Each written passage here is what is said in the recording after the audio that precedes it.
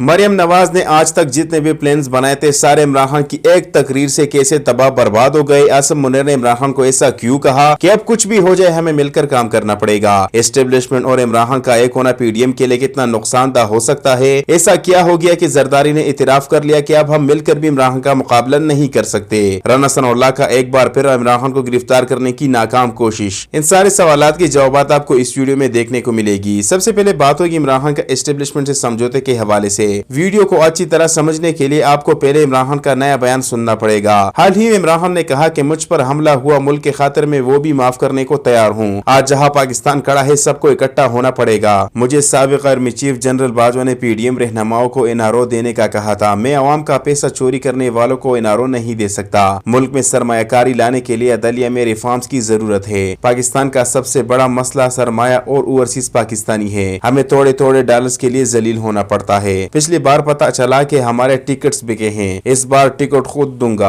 अगले हफ्ते से इंतखाबी मुहिम शुरू कर रहा हूँ। 8 से 10 दिन तक खुद इंतखाबी टिकट्स दूंगा। कौम को हम कैसे मुश्किल वक्त से निकालेंगे। अवामी मैंडेट वाली हुकूमत ही मुल्क को मसाइल से निकालेगी। मुझे उम्मीद थी कि सुप्रीम कोर्ट के फैसले के बाद आम इंतखाबात का ऐलान कर देंगे। इमरान खान ने कहा कि अवाम इदारों सबको मुत्तहिद होकर इसका मुकाबला करना होगा। सबको कर्ज उतारने और मुल्क को मसाइल से निकालने के लिए कुर्बानी देनी होगी। हमें आमदन बढ़ाने और अखराजात कम करने हैं। इदारों को ठीक करना होगा। सरकार पर बोझ बनने वाले महकमों को खत्म करना होगा। शॉर्टकट से काम नहीं चलेगा। अब तारीखी इक़दाम उठाने होंगे। मुल्क के मसाइल कैंसर की तरह है जिसका इलाज डिस्प्रिन से नहीं हो सकता। इसको सर्जरी के बाद निकाल कर फेंकना होगा। इमरान खान कल बहुत गुस्से में नजर आए क्योंकि मुल्क के हालात ऐसे है जिसने हर उस शख्स को गुस्सा दिलाया है जो हलाल का खाता हो। पीडीएम जमात के ज्यादा सपोर्टर करप्ट होते हैं यानी हराम खाने में एक्सपर्ट होते हैं तो उन्हें महंगाई के बढ़ने से घंटा फर्क नहीं पड़ता। पाकिस्तान के साबिका एस्टेब्लिशमेंट अच्छी नहीं थी इसलिए मुल्की हालात इतने बिगड़ गए। अब इमरान खान और आसिम मुनीर एक होने वाले हैं। इमरान खान इस हवाले से पीडीएम जमातों से भी समझौते के लिए तैयार है क्योंकि उन्हें मुल्क की फिक्र है इख्तिदार की नहीं। एस्टेब्लिशमेंट पहले खामोश थी अब वो भी चाहती है कि जल्द इलेक्शन हो जाए क्योंकि शहबाज शरीफ और मरियम की बेवकूफी ने मुल्क का बेड़ा ऐसा गर्क कर दिया है कि अब अगर नई हुकूमत आई और वो मुल्क को ठीक करने के लिए दिन रात मेहनत शुरू करे तो 10 सालों में वापस अपने उस मुकाम तक पहुंचेंगे जो इमरान खान के दौर में था। एस्टेब्लिशमेंट को जब पता चला कि मुल्क की हालात इतनी बिगड़ गई है कि अब अगर हालात मजीद बिगड़ गए तो फिर हम पर ही तनकीद होगी। पाकिस्तानी आम हुकूमत के साथ हम पर भी हाथ उठाना शुरू करेंगे तो इसलिए अब एस्टेब्लिशमेंट भी चाहती है कि जल्द अज जल्द इलेक्शन हो जाए ताकि पाकिस्तानी आवाम को इस लाचारों से छुटकारा मिले। इमरान खान ने अभी तक आसिम मुनीर से मुलाकात नहीं की मगर आसिम मुनीर की चाल चलन से ऐसा लग रहा है कि वो बाजवा की तरह नहीं है। अभी तक इम्पोर्टेड सरकार की एक भी बात नहीं मानी और खासकर मरियम नवाज को तो वो कुछ समझता ही नहीं है क्योंकि इससे पहले जनरल बाजवा थे। उन्होंने सिर्फ मरियम बीबी के साथ नहीं बल्कि इनके चमचों के साथ भी मुलाकात की मगर आसिम मुनीर ऐसा बिल्कुल भी नहीं है। आज तक शहबाज शरीफ के अलावा आसिम मुनीर ने किसी और के साथ मुलाकात नहीं की और ना ही करना चाहता है। शहबाज शरीफ वज़ीर आज़म है इसलिए उनसे मुलाकात करनी पड़ी वरना शायद उनसे भी मुलाकात न करते। अब आगे का लायामल ये होगा कि इमरान खान और आसिम मुनीर एक होकर पाकिस्तान को फिर से अपने पैरों पर खड़ा करेंगे वरना अगर इम्पोर्टेड सरकार बारी हो गई तो फिर समझो मुल्क बर्बाद हो गया। इमरान खान और एस्टेब्लिशमेंट का एक होना पीडीएम के तमाम प्लान्स इनकी बची हुई शोहरत सब कुछ बर्बाद कर देगी। जरदारी बहुत ही समझदार आदमी है। अगर जरदारी पीडीएम के साथ ना होता तो शहबाज शरीफ और मरियम में इतनी हिम्मत कहा कि वो इमरान खान से हुकूमत ले।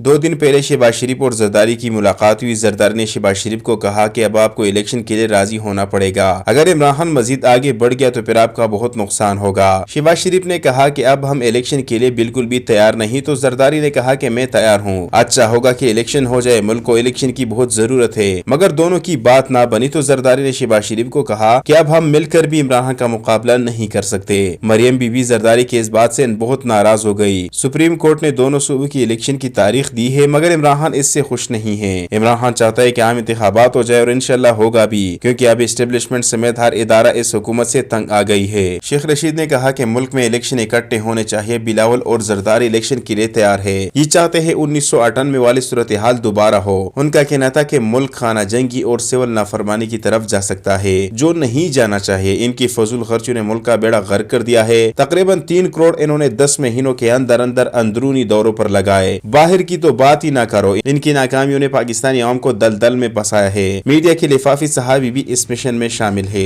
बोल और ARY के अलावा किसी भी चैनल को दिखाया जाए सारे जर्नलिस्ट बेकार टॉपिक पर बेस करेंगे। इमरान खान की ग़ीबत पर सारे बक करेंगे। कोई मुल्क के हालात के बारे में बात नहीं करेगा क्योंकि वो लिफाफी होते हैं। अली हमजा ने कहा कि जब तक ये लिफाफे زندہ ہوں گے تب تک ملک ٹھیک نہیں ہو سکتا، کیونکہ صحافی کا کام ہوتا ہے لوگوں کو سچائی دکھانا، اور یہ چوروں کے غلام پاکستانی عوام کو گمراہ کر رہے ہیں۔ عالیہ نے مزید کہا کہ عمران خان کے ساتھ کل ہی میں نے ملاقات کی ہے۔ عمران خان نے مجھ سے کہا کہ میں اب ان لوگوں کو پارٹی کی طرف سے ٹکٹ دوں گا جو ٹکٹ کے قابل ہو، جو اپنی سیٹ سے زیادہ پاکستانی عوام سے پیار کرتے ہو۔ اگر کسی شخص کو ٹکٹ نہ ملا تو پھر انہیں بلدیاتی انتخابات میں چانس دیا جائے گا، مگر ہم بالکل بھی کسی ایسے شخص کو اکیلے نہیں چھوڑیں گے جو پاکستانی عوام کے لیے کچھ کرنا چاہتے ہو۔ آج ہی عمران خان نے چیف جسٹس آف پاکستان کے نام ایک اور خط لکھ دیا ہے۔ سپریم کورٹ کے چیف جسٹس عمر عطا بندیال کے نام خط میں سابق وزیر اعظم عمران خان نے اپنی زندگی کو درپیش خطرات سے متعلق آگاہ کیا ہے۔ عمران خان نے خط میں چیف جسٹس آف پاکستان سے استدعا کی ہے کہ مختلف مقدمات میں پیشی کے موقع پر مناسب سیکورٹی انتظامات کروائے جائے۔ عمران خان نے چیف جسٹس سے ویڈیو لنک کے ذریعے پیشی کی اجازت دینے کی بھی درخواست کی ہے۔ واضح رہے کہ چیئرمین پی ٹی آئی نے گزشتہ ماہ بھی چیف جسٹس سمیت سپریم کورٹ کے تمام ججز کے نام ایک خط لکھا تھا جس میں آڈیو لیکس کے سلسلے میں موقف اختیار کیا تھا کہ کون سا قانون کیسے خفیہ ریکارڈنگ کا حق دیتا ہے اور یہ سلسلہ کب تک جاری رہے گا، مگر ابھی تک سپریم کورٹ نے اس حوالے سے کوئی ایکشن نہیں لیا اور ابھی بھی میرے خیال میں الیکشن نہیں لیں گے۔ مگر عمران خان چپ بیٹھنے والا نہیں ہے، اگلے ہفتے سے عمران خان مہم شروع کرنے والا ہے، پھر امپورٹڈ سرکار کی کاؤنٹ ڈاؤن شروع ہو جائے گی۔ کے پی میں انتخابات کی تاریخ کے معاملے پر گورنر خیبر پختونخوا حاجی غلام علی نے الیکشن کمیشن کے خط کا جواب دیتے ہوئے الیکشن کمیشن کو 8 مارچ کو مشاورت کے لیے بلایا ہے۔ گورنر کے پی فضل الرحمان کا خاص آدمی ہے تو اس لیے گورنر الیکشن کے معاملے میں تاخیری کر رہا ہے۔ عمران ریاض خان نے کہا کہ کے پی گورنر فضل الرحمان کے نقش قدم پر چل رہا ہے اور الیکشن کمشنر نواز شریف کے نقش قدم پر چل رہا ہے، تو دونوں طرف ایسے لوگ ہیں جو کبھی بھی نہیں چاہتے کہ الیکشن ہو جائے۔ عمران خان نے پاکستان کی معیشت کو دیکھ کر یہ فیصلہ کیا کہ اب کچھ بھی ہو جائے ہم ان سے سمجھوتا کرنے کے لیے تیار ہے، کیونکہ غریب عوام ان کی ناکامی بزدلی برداشت نہیں کر سکتے۔ تو فضل الرحمان نے آگے سے کہا کہ ہم نے ہمیشہ عدالتوں کا احترام کیا، ہم مقررہ وقت پر انتخابات کے انعقاد پر یقین رکھتے ہیں، ہم آئین اور ریاست کے ساتھ کھڑے ہیں، ہم نے ملک کی حالات کو مد نظر رکھ کر فیصلہ کرنا ہے، ملک میں مردم شماری کا عمل جاری ہے، 2 صوبائی اسمبلیاں ٹوٹنے کے حوالے سے تمام حقائق کو سامنے رکھنا چاہیے، صوبے میں انتخابات ہوتے ہیں تو پرانی مردم شماری پر ہوں گے، عمران خان اس قابل نہیں کہ اس کے ساتھ بات چیت کی جائے۔ ہمارے علم میں آیا ہے کہ ریٹائرڈ چیف جسٹس عاقب نثار اور فیض حمید ابھی بھی عمران خان کے لیے لابنگ کر رہے ہیں، جس پر اداروں کو نوٹس لینا چاہیے اور انہیں لگام ڈالے۔ شفا یوسف زئی نے کہا کہ عمران خان نے ان کو گاس کیا ڈال دیا، ڈیزل ہائی پر ہو گئے، تھوڑا شرم کرے، جس طرح آپ مولوی ہو کر سیاست کرتے ہو ایسا تو میراثی بھی نہیں کرتا۔ 5 لاکھ علماء کے علماء ایسی باتیں کرتا ہے، پتہ نہیں ان کی فیملی میں عام آدمی کیسے باتیں کرتا ہوگا۔ جب عمران خان کی حکومت تھی تو لانگ مارچیں کرتا تھا، اب ان کی ضمیر سو گئی ہے، ایمان کمزور ہو گیا ہے، اب وہ بھی وقوف لوگ بھی خاموش ہے جو اس بیکار آدمی کو مسیحا سمجھ رہے تھے۔